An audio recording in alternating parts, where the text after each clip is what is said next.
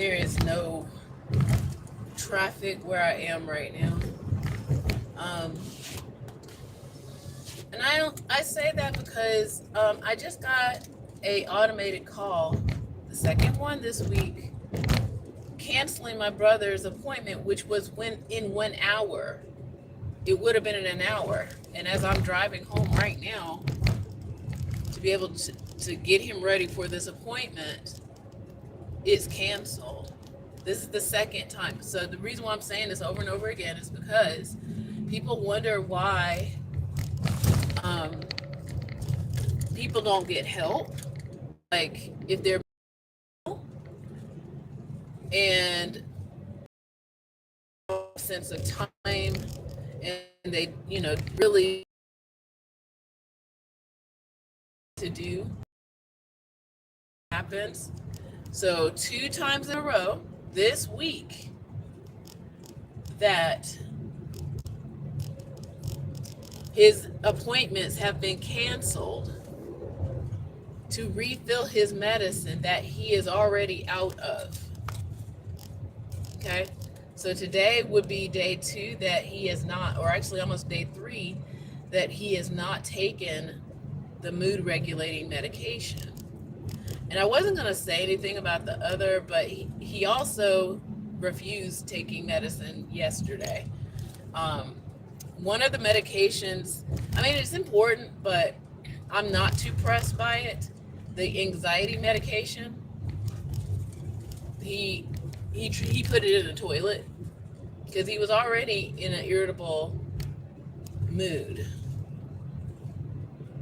So I didn't say anything to him. The last time he did that, I did say something to him. Meaning I had to be factual and just said, like, you're actually hurting yourself. You're not hurting me if you don't take your medicine. You're the one that's not feeling well when you don't take it. But if he doesn't have it, then he's not feeling well. So I can't really just blame him for not taking it. So I had to start thinking today about, all right, what I had to go back into. I don't want to say survival mode, but a little bit. What will be the next steps? So what I'm going to do is what I did last summer, is basically go on this teledoc thing. And I know that I kind of now figured out the protocol. That's the other thing. Nobody's telling me. There are no steps in any of this. There are no steps, right? If you're the caregiver to somebody who cannot do cognitive abilities to help himself. And my next steps, though, as his caregiver, at least on the website, I have the documentation. Like, I got a copy here. I'm just going to go ahead and go on to whoever the next doctor is today when I get home. And I'm just going to tell them and explain the situation, because he needs medicine and he needs it today. He needs it. Like, you know how the expression is, he needed it yesterday? He really did needed it yesterday. And I don't know, like, I'm hoping that between my documentation that I have on that website, because that's the other thing. Sometimes it's so over and over again. People who are mentally ill they couldn't even do that. And I'm healthy mentally, and it's exasperating. Like, the system is trash. Okay? The system is trash. And I'm just trying to make sure he gets his medication. So I'm going to have to go into survival mode a little bit. So right now, here is the traffic that I was glad that I thought I didn't have to go through. But I'm not even going to allow him to talk. Like, that's the thing. So it's like, y'all are just making it worse when he doesn't have medicine. And he's like, well, what's it's horrible. Last week when I went and I see, I'm having feelings, because also I'm going to tell you something else that happened yesterday. But him not having his medication now, I definitely see there is a difference, and he needs that medication. Okay? And I, thought that he could, I mean, maybe if there was a protocol to wean him off along with psychiatry. And again, that was that final bit. I thought we cracked the code. But what if the doctors keep canceling on you and you don't have any medicine? What is that protocol? What do you do in those situations? Right? I don't want to, okay, I have 2 steps in mind. So I'm going to go, like I said, as soon as I get to the house, not the apartment, and I am going to talk to whoever the next doctor is myself. And I'm going to explain the situation. And I'm going to just basically beg for his prescriptions. Because I know what it would take for him to be able to get them. And he is not in any capacity to do any of that. He was just barely starting to get there. But now, because he has not been taking his medicine for the last almost 3 days, he cannot. But like I said, I still have the buffer. We still have at least until the 28th.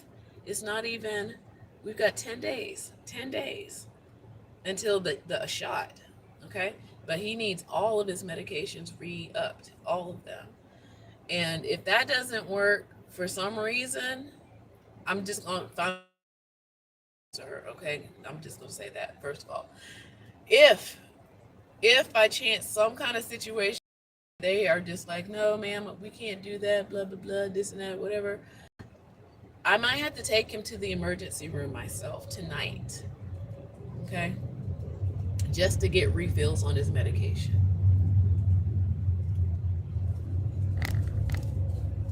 Not the clinic, but then again, maybe, I don't know. No, it would have to be the emergency room, because it is the emergency, right?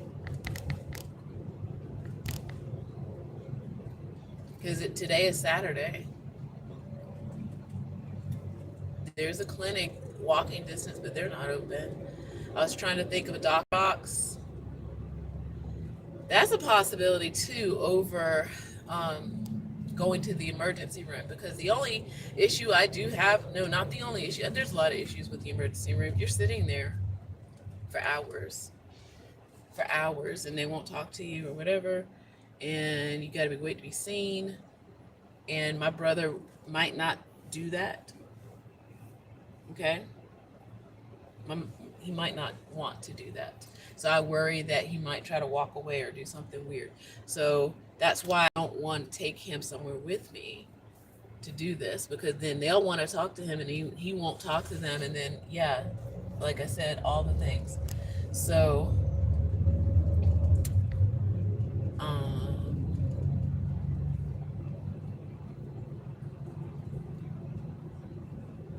yeah. So that's the plan. So as soon as I get to the house, I'll do that. I'll also look into, I don't want to go to the emergency room. Maybe there's something else that might be open that's smaller than the emergency room, because really he needs his refills. And it's not like, I mean, yeah, we need a psychiatrist too, you know? And this gives me the emergency, like it's got to happen this next few weeks. Like I got to start looking at this one company that claims that they do home visits for psychiatry and stuff, because it is what's needed for right now. I don't know if I can get him into a building, into an office where he will stay and he'll actually talk to them, because there's also those privacy things, which again, I totally get it. It's not like I don't want to give him his privacy, and I know I don't want to like put anybody's job in peril, but he's there, or he won't talk to them and he'll look at me to tell me to talk to them. Do you see how like wild that all of that is? So that's where we are right now with all of this. And then, okay, so what happened yesterday, I kind of got in trouble at work yesterday. And I mean, I say truthful things, and then sometimes people don't like when I say truthful things, but then I started reflecting and thinking about how that might have come off to them. You know, when you've done all of your inner work and stuff, and some people may or may not have done their inner work. That's kind of where I think in this situation, I was like, I was being honest. It really did something slip my mind. I wasn't saying it as an excuse, nor as like kind of whatever cutesy, because some people do that. They'll say something like, I don't know, but in when really I really did, lots going on, and it did slip my mind. So not trying to, but I'm also taking responsibility. So I'm not trying to be like deflecting either, but I understand how it may have come off. But yeah, I got in trouble yesterday at work.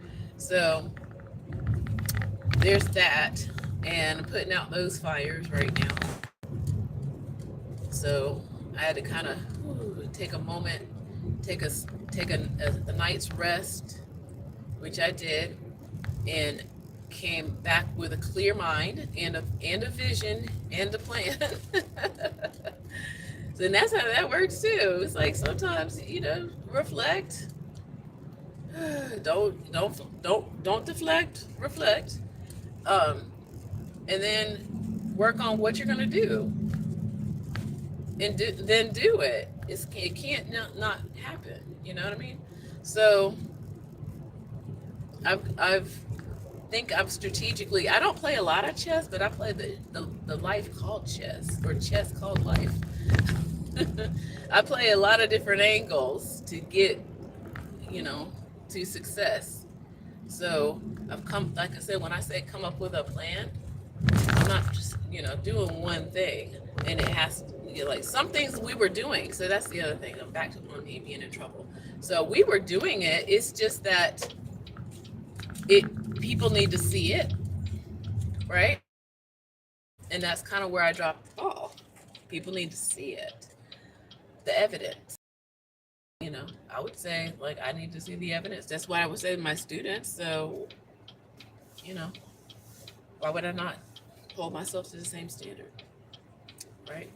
Alrighty, so yeah, that's what's going on right now. So I've got at least these next 2 steps, and they kind of have to happen today. I can't stall on it because I don't have the luxury of not being at work. That's the other thing. Back to that.